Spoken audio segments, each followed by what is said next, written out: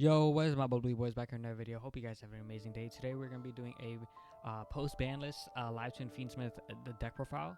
So in this deck profile is going to be relatively quick since I'm really just doing a deck profile. The combos stay the same and the deck for the most part stays the same. So I'm not going to go through the deck card by card explaining every single ratio, but I am going to go over the very few changes that we made with the deck. And if you do want to see a card by card explanation, you can see some of my older videos. My older videos, I'll have a lot of a card by card explanation on why I'm running certain things and stuff like that, really in depth. So if you want to do that, go ahead and check out the channel. We have a lot of stuff like that. And yeah, so I'm going to be going over the deck list pretty quickly, so shouldn't be too much of a long video. So before we get started, don't forget to like and subscribe. We're trying to reach 1,000 subscribers, so if you have already, please consider subscribing. I greatly appreciate it. And let's hop right into it. So for our live twin starters, we're having 3 Lila, 2 key skill, 1 Frost. So that's more for the live twin monsters. I really wanted to keep the normal summons to a minimum because you don't want to break on too many normal summons, because having these hand in hand are just absolutely terrible, so you want to minimize that. So I think 5 or 4 normal summons is fine. If you want to add more starters, I definitely don't recommend running 3 key skill, because then at that point you are forced to run the treat, and the treat is just not something you want to run, right? So instead, I would do 3 Lila, 2 key skill, and then run a 3rd secret password if you do want to add up on some consistency. But overall, I really like these ratios. In my personal opinion, the only thing you could change is maybe sub out like a Drove, a Nibiru, any like non-engine here for a 3rd secret password to just keep up the consistency as well as extenders, right? Next, for the Fiendsmith stuff, we're having 3 Engraver, 1 Lacrima, 1 Fabled Lurry, and 1 Fiendsmith Tract, okay?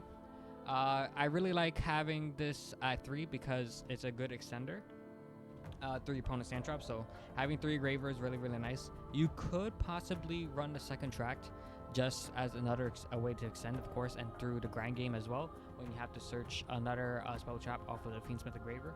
But me personally, I don't really like having 2 tracks.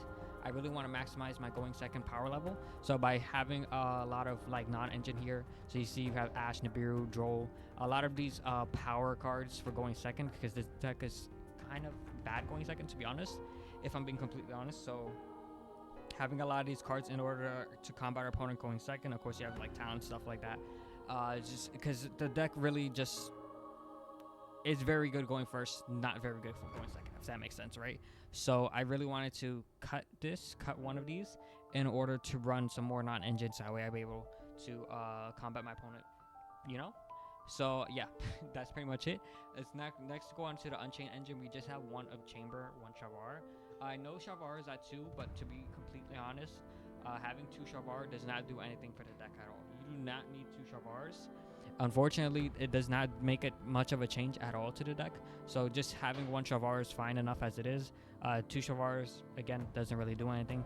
It's mostly better off in its own deck list. By the way, you should be expecting a Sky Striker deck list, updated Sky Striker deck list, and a Unchained Fiendsmith deck list coming soon on the channel, so keep an eye out for that. Next, for the non-engine. So for the non-engine, is a bit questionable for now.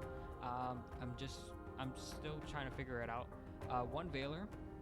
To be completely honest, I think I'm gonna change out these ratios here. So instead of having 3 Imperm, I'm gonna run 1 Imperm and 3 Veiler, just because Imperm, although it is good going second, Veiler is way better going first, and because you don't want to draw into dead cards, right?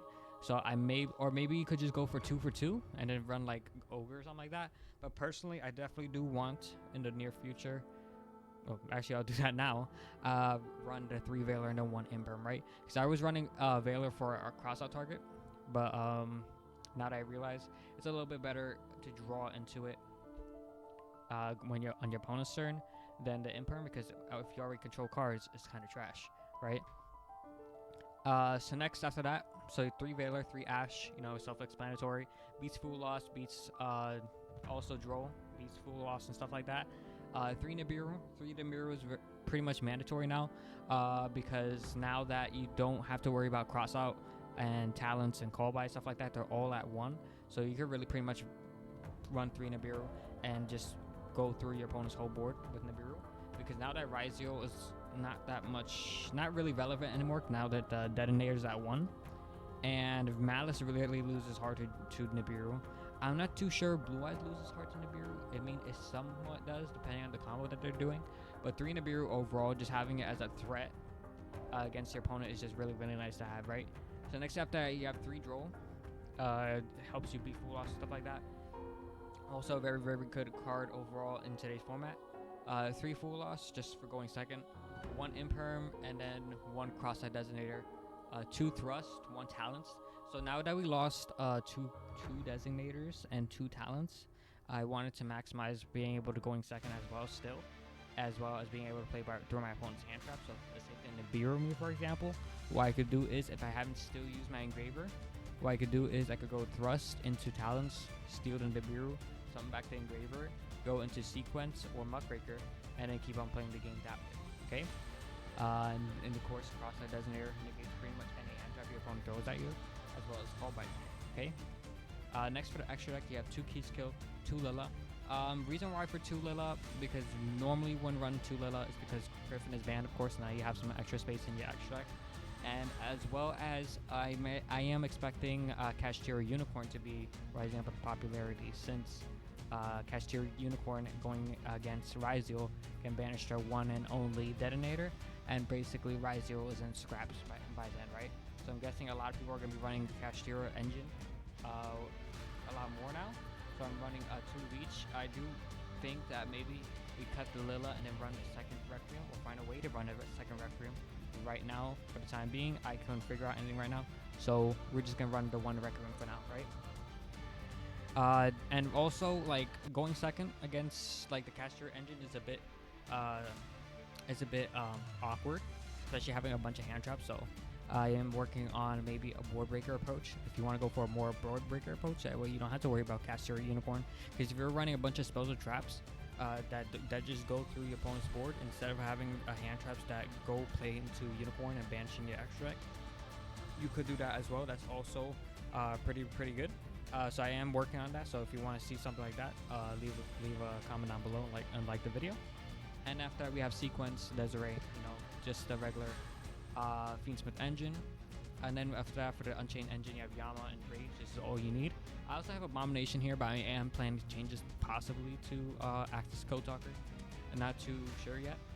1 SP Little Knight, 1 Muckraker, Abomination, Baoku, and then DDD Wave High King Caesar.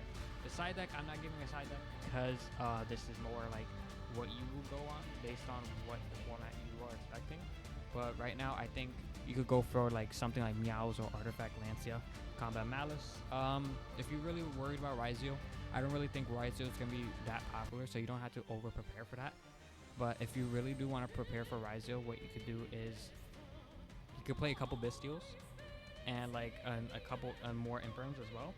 So what you could do is you could go Imperm, they chain detonator pop itself, then after that they try to attempt to revive it back with the Eclipse Twins, which then you could go ahead and go a Bystial to banish the detonator, so that way they can't Eclipse Twin summon it back, right?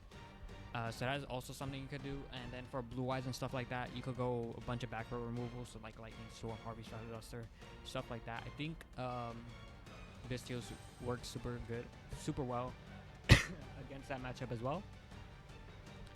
So you could also do that as well. The reason why Bystials are in the main deck, because Malice just loves Bystials, so you really don't want to, like, I believe Malice is probably the hardest matchup for this deck, so that's why I'm not running Bystials in the main deck, right? So that's it for today's video. Hope you guys enjoyed, and just be expecting some more updated deck lists in the near future. See you guys next time. Peace.